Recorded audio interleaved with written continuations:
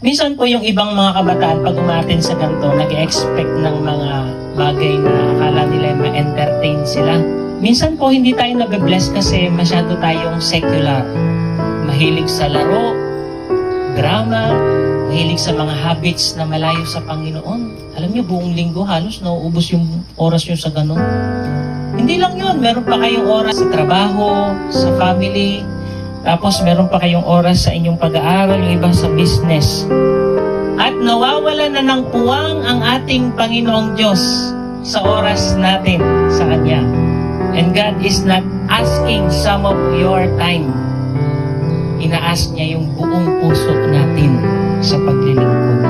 Alam niyo po, hindi ko naman ina-encourage kayo na iwan ninyo ang inyong dreams para lang sa Panginoon.